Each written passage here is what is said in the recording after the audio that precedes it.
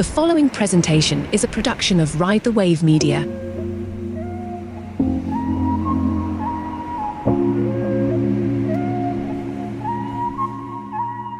Hello, and welcome to the inner workings of the not-so-genius mind. I'm your host, the not-so-genius Amanda McCombs. I'm starting to get into a better routine. I'm almost at weekly. I know it says my podcast does release weekly. It's going to eventually. I'm getting so much better. I have been doing a lot of work on my health and in all the ways, physical and mental, and it's finally starting to come through. I finished 6 rounds of ketamine therapy. That was brutal. It isn't as easy and wonderful and sunshine and rainbows as everybody makes it seem to be. It is so healing. I am thankful I was able to do that. So I'm going to say that's my thing that I had to do to take care of myself for this episode is doing the ketamine therapy and going through with all of it, because a lot of the things that I went into, it takes a lot of mental preparation before you go into a situation like that. And it's, I have medical staff there with me. It's not just some like crazy trip where somebody gives me some random stuff. It's a process, and I'm thankful for my team. They're over at Rising Health Specialty Clinic here in Utah.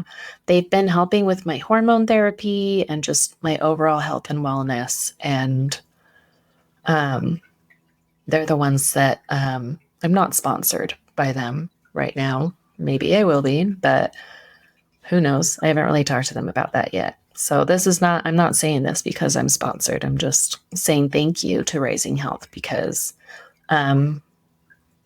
it's really made a difference. And I really had to, it's getting down to the root cause of why you're feeling sick and not just taking Advil because you're in pain.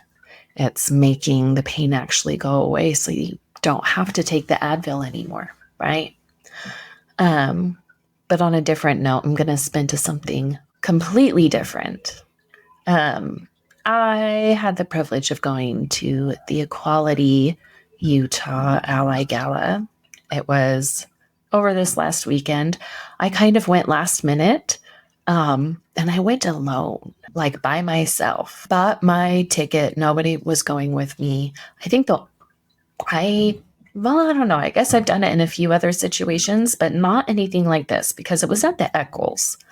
And, I've learned, especially from doing the Mrs. Utah America pageant, that I learn and I grow so much when I'm put in uncomfortable situations. And I kept seeing all these posts about the Equality Gala. And the day of, I sent the post to my husband and I was like, I need to go to this. I need to go do my Mrs. Daybreak thing, and I need to go be there and just show them that I'm supportive. And I asked him to go with me. It's really not his scene, and it would be better for him to stay and take care of the kids anyway, right? So I put on my big, huge, beautiful blue dress, because when else am I going to put that dang thing on, right? I mean, if you have ideas and you know when I could maybe put it on, besides the pageant, because I'm doing that again. That's already clear. But I will come. Give me an event to wear a dress to, and I will go. And it's, really going to something this big. It was at the Eccles. Going to something that big alone is not something that I would do before the pageant. So here I am doing my Mrs. Daybreak thing in my big, beautiful blue dress, and I'm talking to strangers and putting myself out there.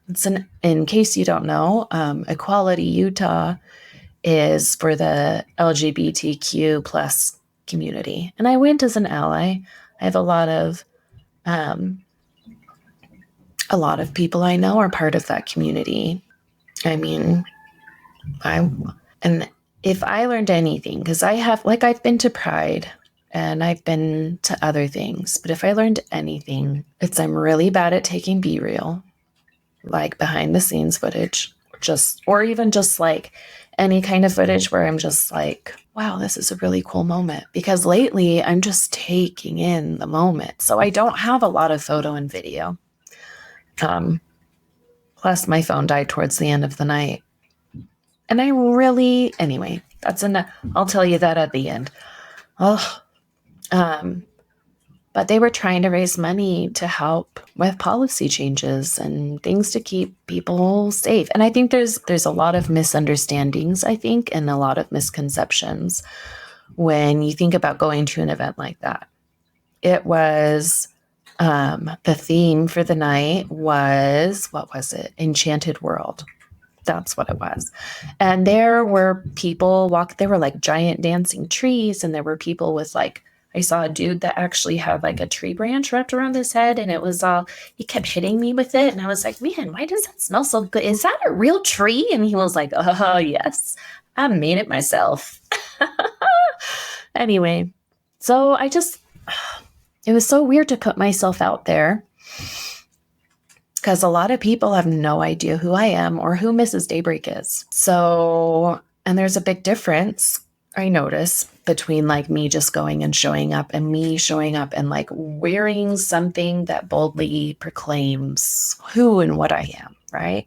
And I'm walking up and down these stairs in this big, huge, amazing foyer before the party not the party, before the show starts.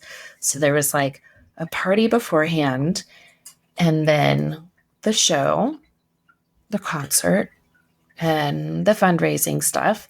And then there was the after party, and then there was an after party. And I'm not that big of a partier. I made it to the after party, but I didn't make it to the after party.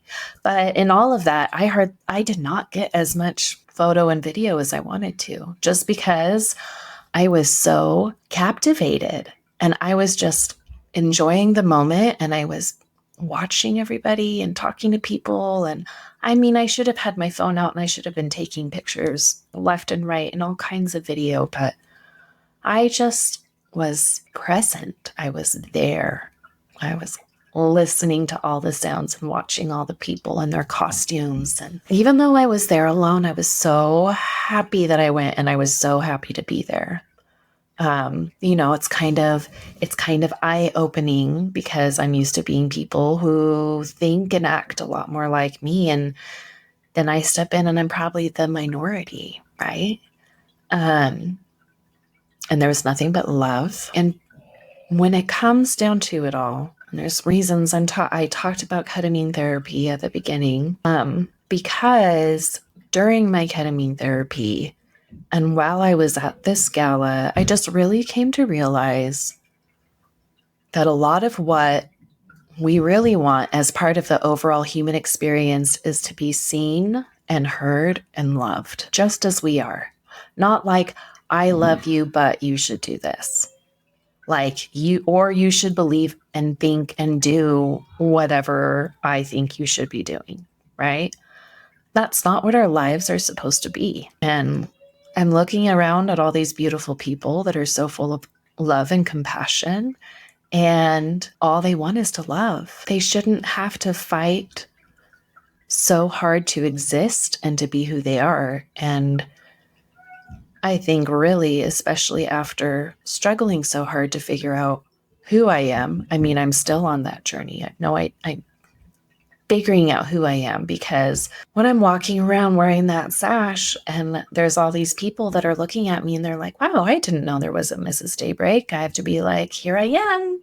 Yes, there is. I'm Mrs. Daybreak. And then I have to explain like how it all comes to be, because there was an interview I did. I think I'm going to do a throwback episode, because I was a guest on my friend Courtney Pearl's podcast.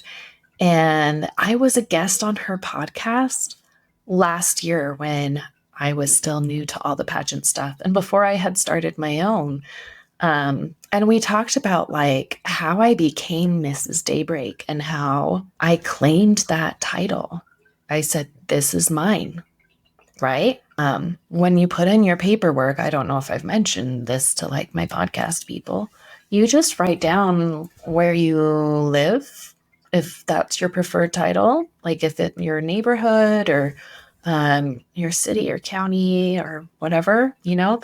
I did Mrs. Daybreak thinking nobody else would have it. And it's not like I went and did a beauty pageant. It was like, I just signed up and said, I'd like to be Mrs. Daybreak. And if not, I'll do this other one. And nobody else was Mrs. Daybreak. So I'm your Mrs. Daybreak for the foreseeable future. And I have to like, it's very interesting to tell people like, oh, I didn't have to do another pageant to do this. I just had to be like, I'm going to be Mrs. Daybreak. This is who I am. Man, it's so fun. So fun to figure it all out all over again, though. I have done a lot of healing with my inner child and my outer child, the whole person, right? Who says we have to grow up? I told Peter Pan that I was only growing up or pretending to be a grown up for the other adults because they don't need to know. Why do you think I was in first grade so long? Just kidding. It's because I was a teacher. Anyway, there were a lot of people from the community that were there, and I loved seeing a lot of the LGBTQ Daybreak crowd there. So, hi. If I ran into you and gave you a quick hello, it was nice to see you. And if you found me on my podcast, give me a quick hello. I'm going to start winding things up here, but you can say hi to me over at my Instagram, which is Not So Genius.